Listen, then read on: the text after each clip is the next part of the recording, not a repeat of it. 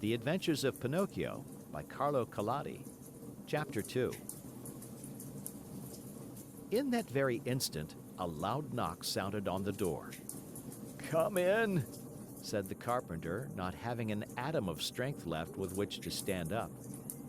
At the words, the door opened, and a dapper little old man came in. His name was Geppetto, but to the boys of the neighborhood he was Polendina, on account of the wig he always wore, which was just the color of yellow corn. Geppetto had a very bad temper. Woe to the one who called him Polendina.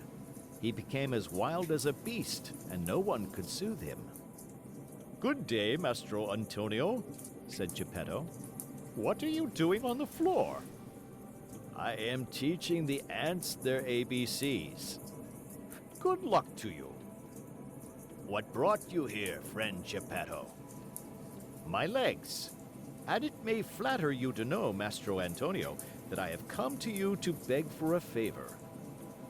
"Here I am, at your service," answered the carpenter, raising himself onto his knees. "This morning a fine idea came to me." "Let's hear it." "I thought of making myself a beautiful wooden marionette. It must be wonderful, one that will be able to dance, fence, and turn somersaults. With it, I intend to go around the world to earn my crust of bread and cup of wine. What do you think of it?" "Bravo, Polendina!" cried the same tiny voice which came from no one knew where. On hearing himself called Polendina, Mastro Geppetto turned the color of a red pepper and, facing the carpenter, said to him angrily, "Why do you insult me?" "Who is insulting you?" "You called me Polendina." "I did not." "I suppose you think I did. Yet I know it was you." "No." "Yes." "No." "Yes." And growing angrier each moment, they went from words to blows, and finally began to scratch and bite and slap each other. When the fight was over, Mastro Antonio had Geppetto's yellow wig in his hands, and Geppetto found the carpenter's curly wig in his mouth. "Give me back my wig!" shouted Mastro Antonio in a surly voice.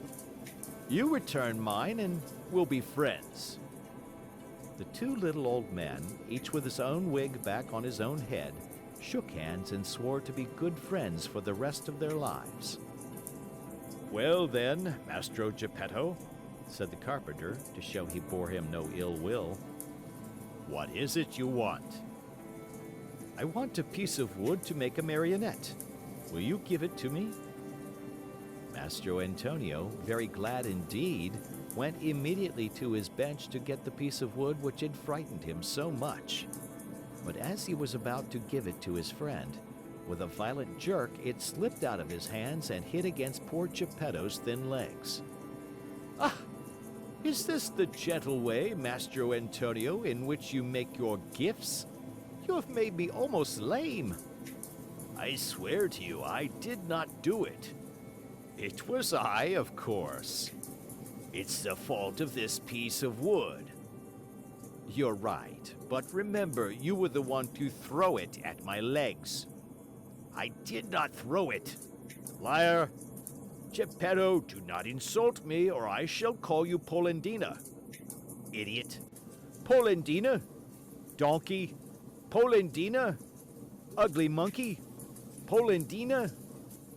On hearing himself called Polendina for the third time, Geppetto lost his head with rage and threw himself upon the carpenter. Then and there they gave each other a sound thrashing. Whew. After this fight, Mastro Antonio had 2 more scratches on his nose, and Geppetto had 2 buttons missing from his coat. Thus, having settled their accounts, they shook hands and swore to be good friends for the rest of their lives. Then Geppetto took the fine piece of wood, thanked Mastro Antonio, and limped away toward home. End of chapter.